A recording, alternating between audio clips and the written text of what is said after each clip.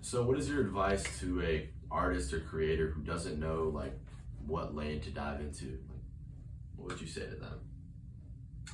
Well, I try a lot of different things out. Mm-hmm. I mean, I think the beautiful thing about being a creator or a creative is, whatever makes you feel happy. It's, creativity at the end of the day. It's, people shouldn't always be looking at how can I make money off of something. If you do that, that's your only goal, you're going to find yourself being real miserable.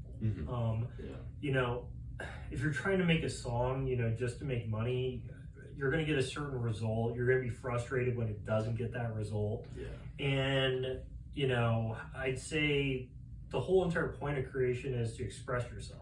Mm-hmm. So really, finding yourself is, I think, the most important thing as a part of creativity. And through creativity, you can find yourself. Yeah. So, I tried out a lot of sports when I was a kid. Mm-hmm. I tried out for the football team, the soccer team, and, wasn't great at any of it. And then someone said, try mock trial.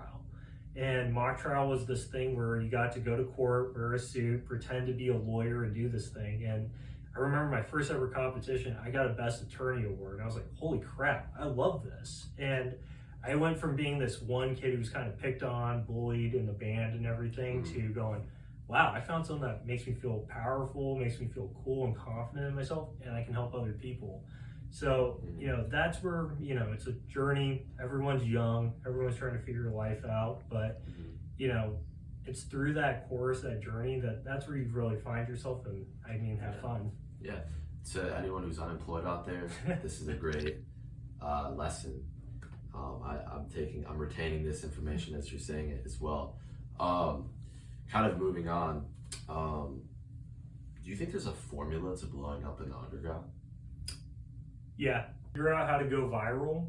Okay. Make sure you have something that's of substance and quality, and make sure you have a brand. So I think in terms of going viral in the underground, making sure you have a brand. I think someone once said, if you can't dress up as yourself for Halloween, you don't have a brand. Wow. Okay. That's a good. But look at all the people who have blown up. Like last year, Dave Blunt's. Put down the cup, can't get off the couch. Ian too, in a way. What was Ian's vibe? Yeah, yes. I think Ian is more like playing into the white suburban look with like the Gucci Mane, like old trap type of shit. So it's like, it's kind of the same thing with Forbats. So like Forbats, the shiesty, and he's an R&B artist. Mm-hmm. Ian's like the complete opposite. Yeah. I feel like rap is becoming something where it's like people want to see a new perspective. Like Georgiana is like some like white girl like rapping like Sexy Red, right? I don't know. Mm-hmm. So it's like all these new perspectives. So like what's the next thing that's gonna be like odd? Like 1900 Rugrat. He's like this white dude who's like cracking out of AR, Yeah. It's like it's getting very like image based. In my opinion, with Dave Blunt's.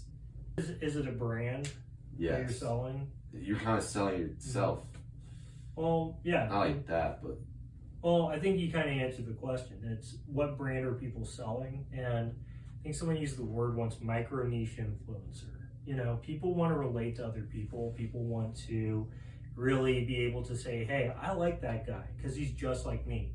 I know BLP Kosher was very popular, had a big rise and stuff. He was very prominent amongst Jewish communities because he is Jewish. He was very open about his faith, and actually wore it on his chest. And, I think having that identity with it, I know one guy who was saying, I really relate to BLP Kosher's lyrics, especially being Jewish, where like I really, I hear some of his lyrics and, they'll have a double meaning, where it has a plain meaning that people know, but then there's something else that means more to the community and the culture. And I think, to Ian and everything, everyone wants to be that guy who's in college, in his pajamas, who just messes around with his friends, freestyling, and then records a hit. I mean, I remember when I was in college, thinking, oh my God, man, I spit some bars right there.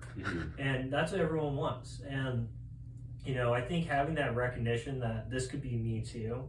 I did a talk literally almost a year ago, and all these kids. It was at a high school. All these kids were on their phones and everything. Couldn't get them to like listen to anything. And then I just said the word "Sexy Red." 16-year-old kid.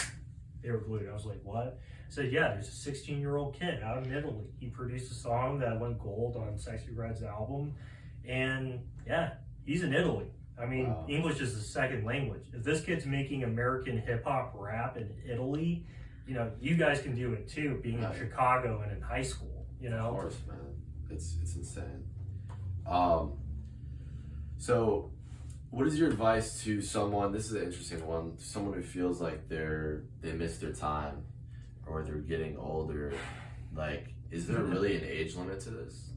You know, so I struggled with this too. When I was 20, I was like going, what the heck have I done with my life? Justin Bieber is way more famous than I'll ever be, and he's younger than me. Mm-hmm. And so I felt like I kind of missed out. You know, I noticed like a lot of girls my age were becoming models.